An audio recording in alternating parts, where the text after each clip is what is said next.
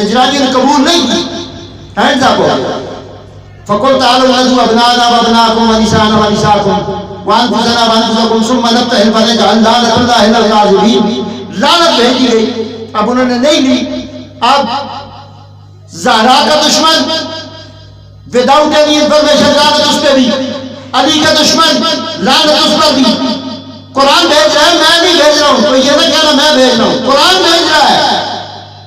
حسن کا دشمن جنازہ آیا, حسن کا دور آیا, 6 مہینے گزرے حضرت امام حسن کی خلافت کے.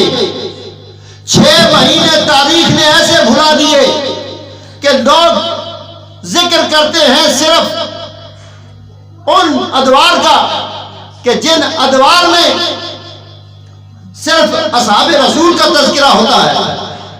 گھر والوں کی بات نہیں ہوتی, صرف در والوں کی بات ہوتی ہے. 6 مہینے میں امام حسن کا دور اس زمانے کے ان حاسدین کو, ان منافقین کو جن کو مسجد نبوی سے حضور نے گشت کے اشارے سے اٹھایا تھا اور ان کے چاہنے والے کچھ بچ چکے تھے, کچھ رہ گئے تھے, پہچانے نہیں جا رہے تھے, پہچانے نہیں جا رہے تھے.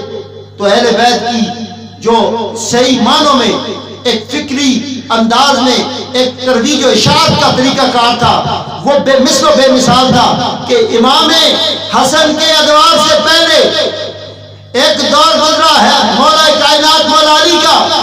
مولا علی کی شہادت کے جو مولا بنے, جو پسے پشت رہ کر مولا علی کی شہادت کی وجہ بنے, عبد الرحمن ابن ملجم کو کس نے تیار کیا, کس نے بھیجا, کس نے تلوار دی, کس نے اس کو یہ ہوائی چڑھائی کہ تم جا کر مولا علی کو قتل کر دو. لوگوں, یہ سب لعنت لینے کے لیے تیاریاں ہو رہی تھی.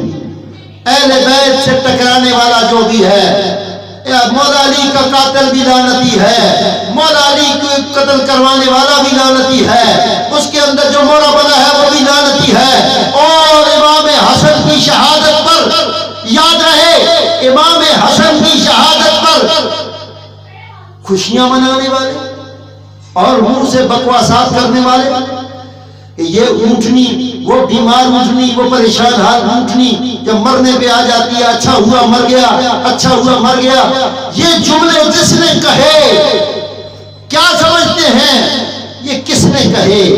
تاریخ دانوں سے پوچھو کس نے کہے. امام حسن کی شہادت پر خوش ہونے والا اس قرآن کی آیت کی روشنی میں اس نے بھی لعنت لے لی, اس نے بھی لعنت لے لی. لعنت میں کوئی بھی نہیں بچے گا جو ان چاروں سے ٹکرائے گا.